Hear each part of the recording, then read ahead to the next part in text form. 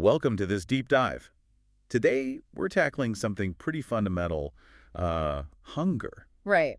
But we're going a bit deeper than just, stomach rumbles. Yeah, exactly. We're exploring emotional hunger, especially through the lens of someone named Dan Hollis. And the sources we looked at really connect this idea to weight management, don't they? Especially with things like semaglutide, Ozempic, Wegovy, those medications. They do. So our mission today really is to unpack what emotional hunger actually is, How it's different from that basic physical need for food. and crucially, how you can sort of navigate it, maybe if you're on a weight loss journey yourself. It's not just biology, is it? It feels like it's so much about, well, feelings, self-awareness. Totally. If you've ever found yourself reaching for snacks when you know you're not really hungry or dealt with cravings, this is for you.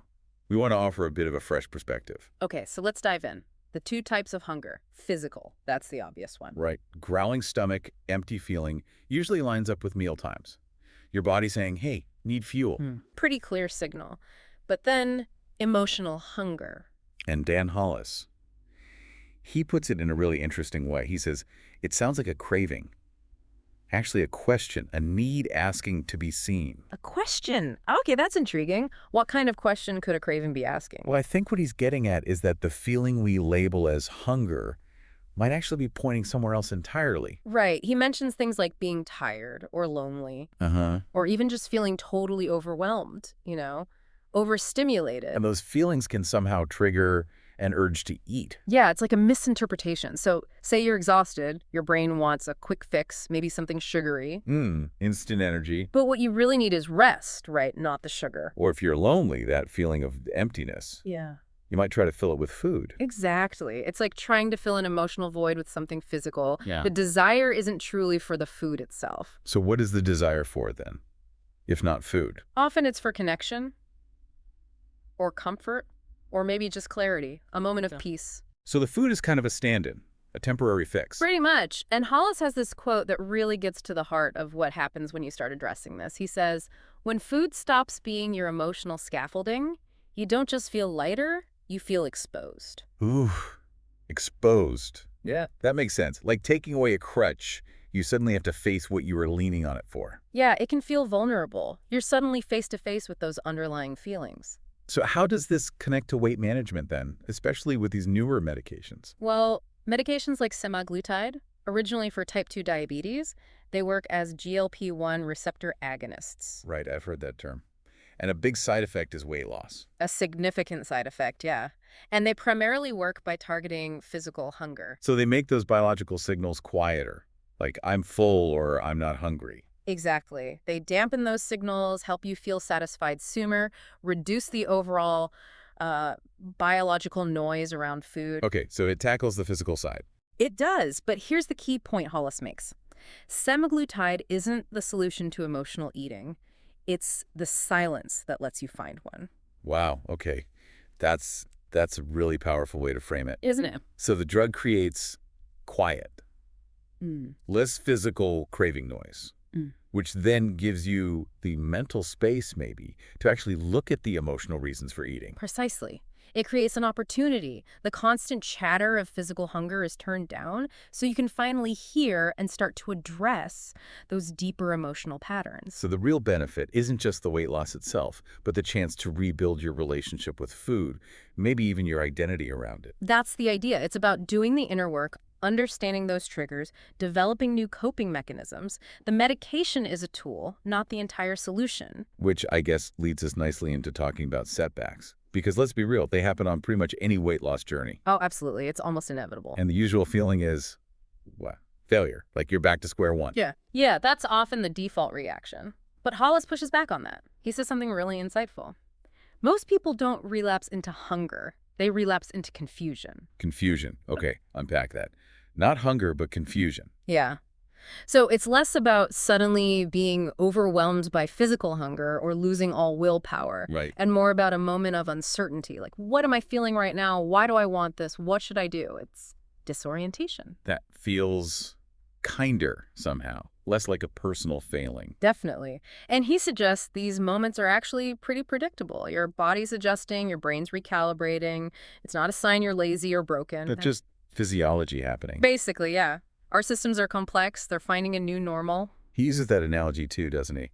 About the spiral staircase. Oh, yeah, I like that one. Weight loss isn't a straight line up. Right. It's more like a spiral staircase. Sometimes you circle back past a point you've been before, Uh-huh. You might revisit old habits or feelings. but you're still ultimately moving upwards. You're still making progress overall. It reframes those moments that feel like steps backward. They're part of the ascent. What about plateaus? Those points where the scale just stops moving. That can be so frustrating. Hugely frustrating.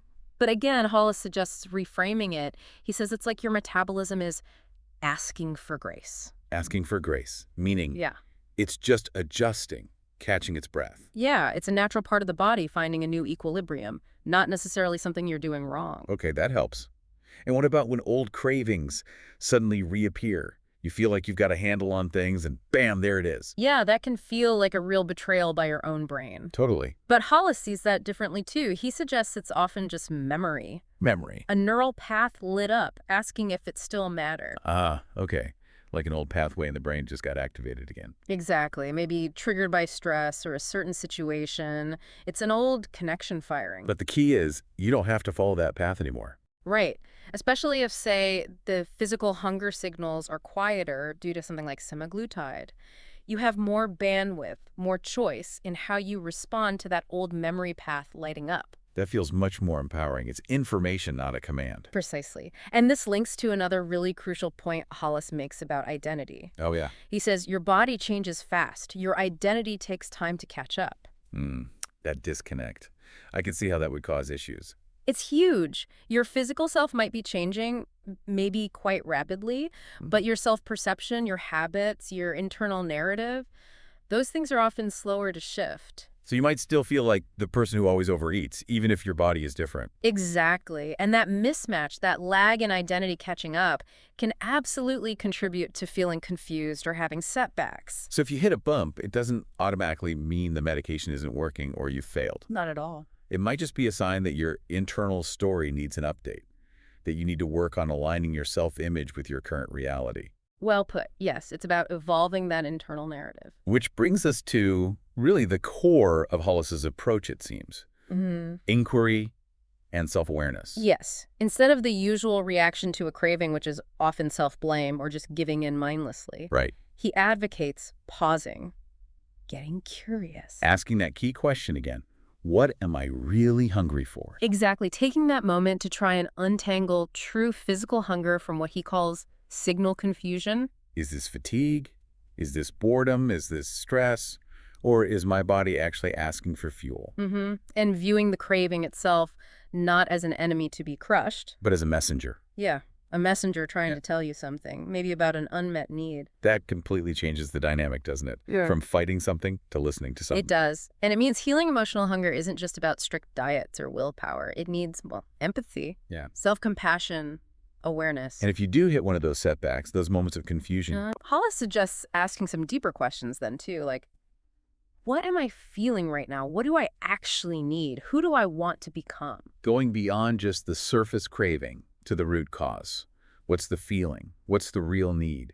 And how does this fit into the bigger picture of who I'm trying to be? Exactly. It turns the setback from a dead end into a potential learning moment, a chance to understand yourself better. Okay, so let's sort of wrap this up. The big takeaway seems to be this clear difference between physical hunger needing fuel and emotional hunger, which is often more about unmet emotional needs. Right. Loneliness, stress, tiredness, asking a question, really. And things like weight loss journeys, maybe supported by tools like semaglutide that quiet the physical noise. They actually create a really valuable space. An opportunity, a space to finally address those underlying emotional patterns that might have been driving eating behaviors for years. And crucially, setbacks. They're normal. They're not failures. Not failures, more like moments of confusion or recalibration. Opportunities, even. Yeah, opportunities for learning, especially if you approach them with curiosity, like Hollis suggests, rather than judgment. His whole message seems to boil down to understanding the question behind the craving, right?